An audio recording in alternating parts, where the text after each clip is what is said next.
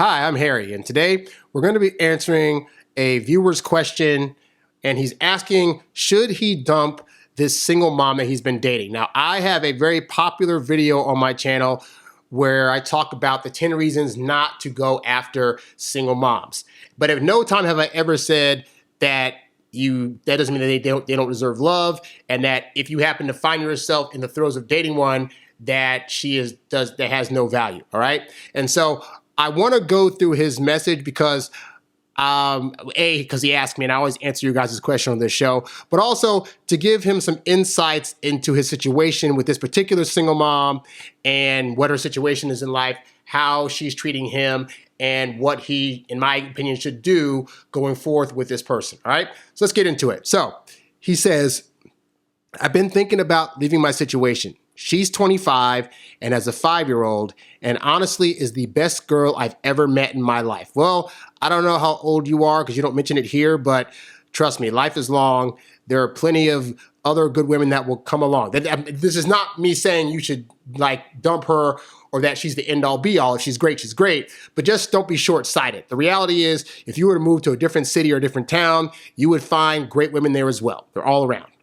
Anyway, he says, she's done anything I've asked of her and more, constantly shows love, affection, and care, and cleans and cooks, talks about the future, and shows nothing but loyalty and respect, to the point she asked me if her clothes are appropriate. I guess this means when they're going out, she asked. I haven't caught her in a single lie, and she is going to college for a hair degree. So, just based on the description thus far, I'd say this is probably a person that has a good head on their shoulders and also probably understands what she needs to do in a relationship in order to keep you happy. I mean, the fact that I'm assuming of her own accord, she's cleaning, she's taking care of you, she's cooking. She's the one that's bringing up future speak, which I always tell you guys that the woman should be the one talking about future plans. Your job is to show up day to day or whenever you see her and do the best you can do, but she should be mentioning future stuff. That's your gauge at knowing how high her interest is within you, okay? So everything he's mentioning so far here is good. Even her getting a hair degree, because I live in LA. Hair people make a lot of money because everybody's trying to get their hair done. That can be a very lucrative job that is consistently having customers come in if you're doing a good job. So the fact that she's going to school for it, all good all day. Continuing. He says, I've already told her about disciplining her child and that if she shields him from me at any point, I will leave. She completely agrees that I should be disciplining the child, not just physically, obviously, but to be honest, I wouldn't hit my own child. Well, it's good that that's being a discussion because there are some parents out there, both moms and dads, but in this case, we'll say moms, that feel some kind of way about another person coming in and trying to discipline their kid. Now, with that said, there does need to be a deeper discussion about what kind of discipline you're actually able to do. Obviously, you're not into spanking, but that doesn't mean there couldn't be other ways of disciplining that you would find okay that she would not find okay. So that needs to be a discussion. But if she's allowing you to do that, that's great. But there really shouldn't be a lot of heavy disciplining during this stage of the situation or relationship with you and her and the kid. Continuing. He says, we've also discussed that if he hits me with the, you're not my father, he will be punished. Not that I want him to call me dad, but saying that would hurt my feelings. Okay, dude, let's just be real, all right? He's a kid. Kids are bound to say stuff that's going to hurt your feelings. I remember when I was a kid at one point, I told my dad oh, I don't love you or get away from me. And that was my actual dad, all right? And I'm sure he probably went to his room and probably talked it out with my mom and probably felt sad and upset about it. But that's what kids do. Kids are going to try to test things and try to press your buttons in any way they can. So I got news for you. Not that it'll come up a whole lot, but the kid may, from time to time, use the whole, well, you're not my father. You as the adult, though, who is supposed to have more emotional maturity, has to know that that's a tactic, and it really is nothing personal, even though they're trying to make it sound that way, and you can't get butthurt about it. If the kid comes to you and is like, well, you're not my father, you could very easily change it up and be like, well, you know what? You're not my son, but I still see you as mine and I love you. Because your emotions have to trump over whatever a kid's bringing to you, okay? Kids are going to do that stuff. You got to be a bigger man and not let that affect you and upset you. And again, technically, literally, you're not his actual dad. So if he comes to you and says, oh, you're not my dad, you could be like, I know that. I'm just a guy that cares about you and your mom immensely, and hopefully you feel the same way about me. Like, again, keep it positive. You don't have to be like, you said that, well, I'm going to punish you, blah, blah, blah. Because you're thinking by trying to punish him for saying that, it's going to like make him change his mind. That's not usually what happens, guy, okay? So just consider that. Continuing, he says, her baby daddy is a deadbeat who wants to see the son but doesn't want to pay child support. I've read their messages without her knowing, and it honestly seems like she just wants child support from him and has no feelings for him that I know of because he used to beat her and abuse her. All right, there's a lot to process here. For one, the deadbeat who wants to see the son but doesn't want to pay child support. So that's a whole separate issue because this could be a situation where maybe he wants to see the kid, but for whatever reason, she's holding him back from seeing the kid. And so he's like, well, if I can't see my kid, I'm not going to pay. Or maybe he was just so abusive both to her and the kid that she feels as though that her kid should not be around the dad. That's for the courts to figure out, okay? The point is, legally, the dad has every right to be around his son and spend time with him. If there's a payment issue involved, that doesn't negate the fact that he still has a right to actually see the kid, okay? So this could be a situation where that's being used against him, and I don't know this guy. So maybe he was abusive.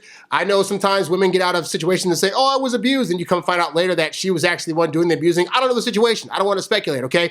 But the point is, that's their issue to figure out, so figure that part out, okay? Now, what I want to talk to you about, though, is the part where you're going through her messages without her knowing, okay? So this shows me that you're a bit anxious and you have huge trust issues. Because here's the thing, guy.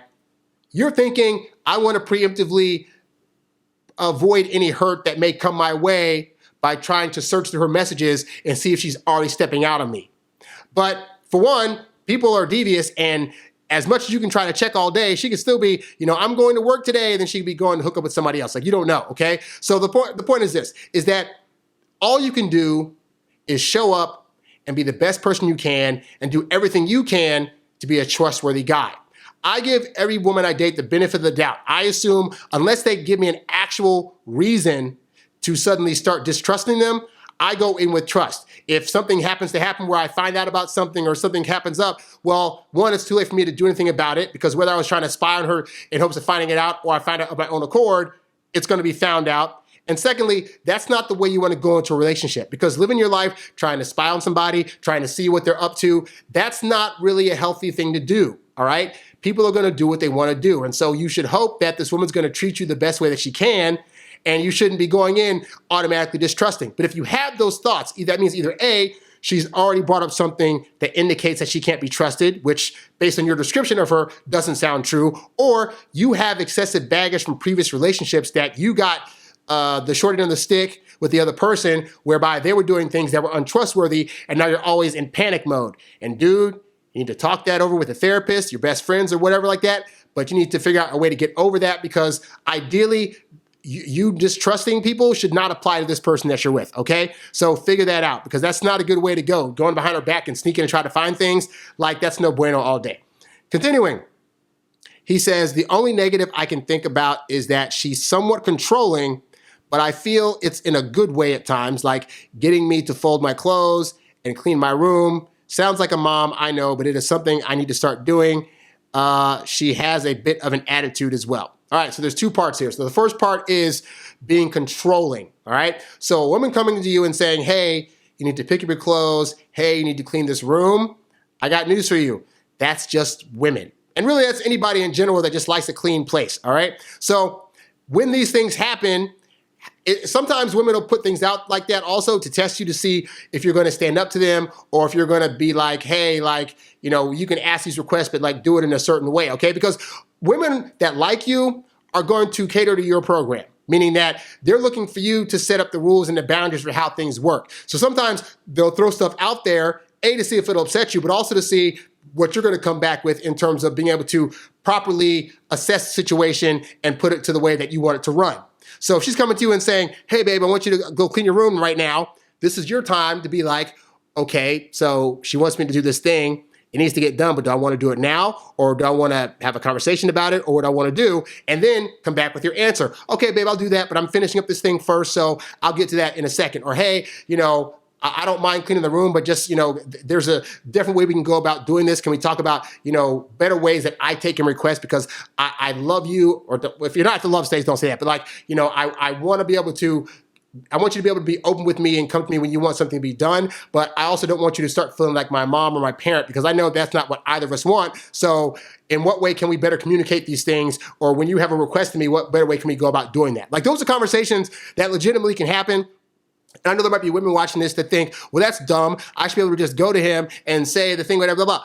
And I will tell you this, as men, we have learned that we have to come to you women to request things in ways that won't hurt your feelings and that aren't so direct, because being direct can sound like it's too harsh. And so sometimes we have to learn how to alter that so that way our requests get through also, okay? Both men and women need to study the opposite sex and know what ways they best receive communication from the other one to be able to go to them, okay? And so that's a conversation you can have with her. Now, in terms of she has a bit of an attitude, he didn't really specify what that means, because that can mean different things to different people. For example, for me, I don't take biting sarcasm well when there's a fight going on. So if a woman comes to me and starts using a little bit of sarcasm, oh my God, it sounds to me now like she has an attitude. Whereas other people can take sarcasm all day. So whatever it is that you're feeling that indicates that she has some kind of an attitude, then that needs to be addressed with her. Hey, so when you communicate with me like this is how I'm taking it. And you always want to phrase it like that, because you don't want to say,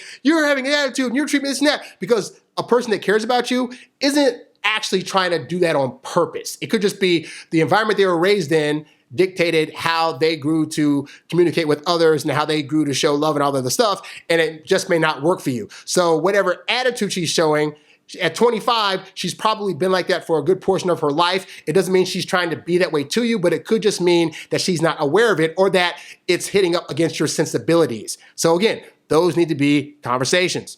Continuing, he says, I've been talking to her since August of 2021, so that's 10 months. And really, as I get deeper into the relationship, I get a little scared. Like, I'm scared to put all this effort and money into someone else's legacy and lineage, or for him to resent me. Guy, again, here's the thing, true, because I get where you're coming from. She's a single mom. She has a kid that's not yours. And so you don't want to be spending all this money, because if you're going to end up getting with her and marrying her, it's paying for his schooling, for his medical bills, and all that other stuff that comes with raising a kid. And so that's a very valid concern, that you put all this money in and then one day she says, I'm not interested in you anymore, I'm out. But guess what? That also happens these days in marriages where the two people got married that didn't have kids, and then they have a kid, and then the wife gets bored, or the guy becomes abusive, or a plethora of other reasons that come about whereby both people end up getting divorced. And then the same situation happens where you're now throwing money into a situation whereby you thought it was going to be you all as a unit, and now it's not. Okay, so that can happen regardless of whether she's a single mom or not. All right, but I'm saying this because it's the scared part. It's the idea that you have these fears and these anxieties, and I get it. And they're all valid, especially as I've said on previous shows about single moms, is that they come into a situation with baggage. They got a kid, they got an ex that may or may not be in the picture, and that if he is in the picture, could have an attitude or feel some kind of way about you being near his son. She could be still having feelings for him and you not know about it. Like, those fears are all very valid. This is why it's a good idea to have a vetting period when you're dating somebody. I recommend dating somebody for at least a year to a year and a half to 2 years before you consider any kind of thought on marriage. So in the 10 months you've been dating her though, what have you found out? She's kind, she's caring, she likes to cook for you, she likes to be there for you. She apparently has a little bit of an attitude problem. It can be a little bit bossy at times. Again, that's a lot of women, and a lot of women come into a situation like that because honestly, they're used to dating guys that just allow them to walk all over them. And most women are looking for a guy that's going to be able to basically set the parameters of the relationship, set up how communication is working, and quite honestly, put her in her place and say, this is not how I like this. I like it this way instead. You're doing things this way. There's good and bad here, but I don't want to do it over here. All right. And so that's your job as the guy, is to set those parameters. So if you've up to this point dated women where you let them take control, or you let them wear the pants in the relationship, or you let them determine how things are going to be run, you're going to always be scared. And but I get it, because I was that guy at one point. And another scary thing is, if you've been that guy, it's scary to think that you now have to be the guy that's taking charge and taking lead, because there's a risk that she could butt heads against that not like it, and want to dump you as a result. And a woman that does that is not the right woman for you, because I found that most women are going to test you. Most women are going to come against you and try to question you about things and have a bit of an attitude when you try to tell them to do things or not do things or whatever. But I found that over time, they're actually looking for that, and that they become more trusting of your leadership, because when they bump heads against you, you're handling it in a way that's calm, cool, and collected. And that shows her that ultimately you're putting these parameters forth because you care about her and the relationship, and in this case, her kid as well. All right. So you have to get out of the fear that if I put my foot down or if I say something that's going to upset her, that she's going to leave me forever. Women are so much better at dealing with the rainbow of emotions than guys are. So a lot of times we think if I get into a fight with her, that's it. Because we think if a guy got into a fight with me, I'd kick his ass and that'd be a wrap. But women are used to dealing with a wide range of emotions. So yeah, you might, say something to her and she gets upset about it. In like 2 days, she'll be like, you know what, babe, you were right. Or you know what, babe, I thought about it and I was tripping, my bad. Because sometimes when you're doing that, it's coming up against their emotional side, and they might need time to sit for a bit and have the things leak over to the logical side when they realize I didn't like what he was saying or how he was, refuting me in the moment. But now that I've had time to sit and think about it, he actually had a point, and I was one that was tripping. So you got to be used to doing that, because if you're trying to talk about being with a woman that has a kid, kids are going to do that all the time. Even the best kids in the world are going to cause havoc and chaos and trouble and say things that are meant to hurt your feelings and cry and whine and complain. No kids are angels, all right? That doesn't mean that they're not great, but just in the process of their emotional development, going through the pains of kidhood and then puberty and stuff like that, that's going to happen. But if you're not strong enough to deal with that, then you really shouldn't be in the situation, because it's not fair to her. If she's already starting to fall for you and you're thinking to yourself, but the kid, and what if he says this to me and blah, blah, blah, then you need to get a bigger pair or move on, because that's not going to be fair to her. But that said, I'll read the last part of his message. He says, I just want that spiritual bond with my son, and I know I can't have that with him, so it makes me a bit sad. That's not true, because you're saying because he's not my blood, I can't have a bond with him. But you're trying to bond with a woman that you also have no blood with.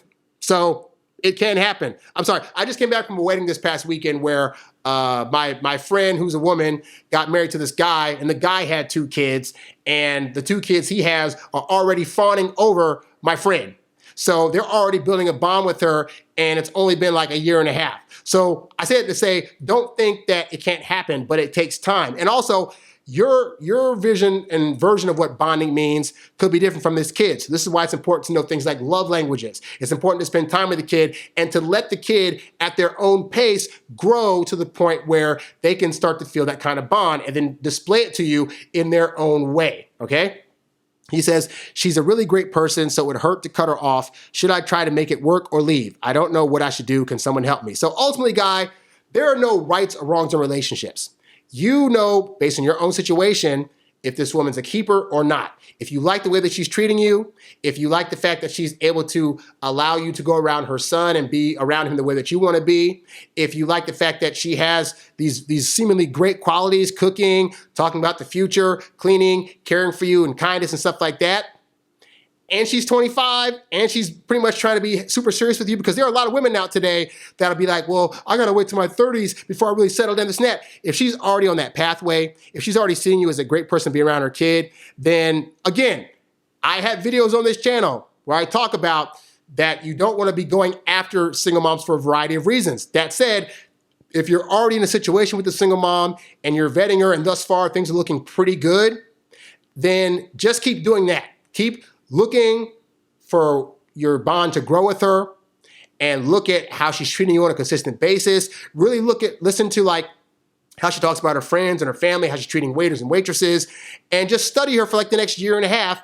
And if nothing's going too haywire, if the kid and you seem to be getting along and she's sticking to her word about, you being able to discipline the kid when necessary, and assuming there's not a whole lot of situations between you and the baby's dad, because I know that can be a hectic thing that can cause all kinds of chaos, then after that 2 years, sit down and say, okay, things seem to be going great, and the trajectory of that seems like it's going to keep going, and then make your decision. I can't tell you whether or not to ultimately stay with this woman or not. I will say it seems like she has a good head on her shoulders outside of, getting knocked up when she was 20. And again, I don't know how that situation came up. For all I know, this could have been the first guy she was ever with. And like they were together for a few years. They got pregnant and then he started abusing her. Like, I don't know that situation. So you got to determine that for yourself. But again, it appears as though she has a good head on her shoulders. You didn't really talk much about the kid, but if the kid's, pretty decent, again, all kids are going to act up, but you ultimately want to look at is the kid able to listen to his mom and be respectful of her for the most part? And how is the kid? You got to look all that stuff in the face and say, can you deal with all of that? Okay? Because what I don't want to do is be like, you should dump her, you should stay. And then you'd be like 2 years later, like, oh, you told me this and that, because I didn't tell you nothing. What I said was assess how she is and how the kid is and your interaction with them. If the attitude problem, I don't know what you mean when she says she has an attitude, but if her attitude is too much for you and you don't see it getting better and you don't feel like you can curb that, then again, that's at your discretion as to what you do. But from what you've told me so far, she sounds pretty great. But hey, I could be tripping. You know your situation, so let me know. So hopefully, guys, this answered your question. Like I've said, guys, because I know I've got a lot of comments on the 10 reasons not to go after single moms video, and I keep trying to stress that I did not at any time say single moms are bad people. There are a lot of great single moms out there. My dad died when I was 9, so my mom was a great single mom, and if she would have dated somebody, I'd have been totally fine with it, but I could also understand if guys saw the situation with her and 2 kids and said, not for me, because kids are a lot. I thought I was a great kid, and I still know it was a hassle, all right? So, but that doesn't mean that if you find one that has a good head on her shoulders and seemingly is great, that it's not worth pursuing if you already have an in with. I wouldn't say go out on a dating app and start searching up single moms, but if you have somebody that's in your life that you say you've been friends with them for a while, and maybe they have a kid and you kind of know them a bit, and they're starting to show interest in you, I'm not saying you shouldn't pursue that or not, but I'm saying it is an option, but really, really do your due diligence if you're going to go that pathway and really see and vet and take time and don't just rush into it, because if you do and then it doesn't work out, it's not fair to her and it's not fair to the kid, all right? Because there's another person involved or another people involved when you get with a single mom, and they don't deserve to have their lives and stuff played with, all right? So anyway, that's all I got for today's show. For more of these shows, go to introvertdatingsuccess.com. Go to my YouTube channel at youtube.com/HarryWilmington. If you want to show support for the show, you can go to the website and click on the tip jar tab to show monetary support. And be sure to go there also for any ebooks, audiobooks, and programs that I have, all designed to help you date as your introverted self while still getting your precious alone time. Thanks for watching, and I'll catch you guys next time. I'm out. Peace. Thanks for listening to the Introvert Dating Success Podcast. Visit us at introvertdatingsuccess.com for more great tips on attracting women using your natural introvert charm. Oh, yeah.